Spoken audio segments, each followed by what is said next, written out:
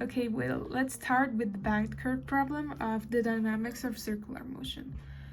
In this first case, there is no banked curve, there is no angle in which the roadbed is inclined, and if we take a turn, then this frictional force has to be compensated for us not to just blow away. This has to be compensated by either if it's a car, the tires on the road, or if it's a railway, the force of the rails on the roadbed, or on the inner rims of the car's wheels. Now, neither of these sideway forces can be safely relied on to be large enough at all times. So what we can do is bank the curves just as we have in this figure. Now, what happens when we do this? When we do this, the normal force now has a horizontal component besides addition to the vertical component. So this horizontal component will be the one that compensates the centripetal force needed for the car to, or the railway, or the train, or whatever it is, to keep moving in a centripetal way or in a circular motion. Now, this horizontal force will be the clue to everything. Now, this is our free body diagram.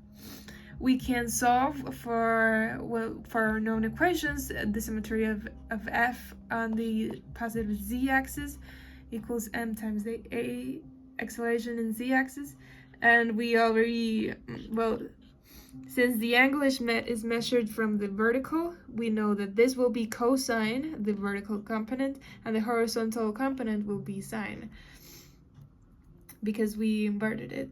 Sine is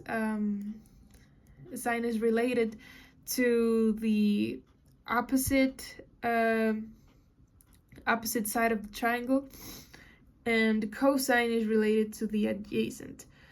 I hope so, and I hope I'm not making a mistake. Yeah, I think it's that way. So we get from these equations the formula for the angle that has to be the banked curve. This angle has to be applied. Now, we have to follow a specific velocity for it to obtain the result we want to. So this is why curves are often marked by signs given the proper speed for which the road was banked. And if the vehicles exceed this speed, then the friction between tires and the road must apply the additional centripetal force needed to travel the curve safely.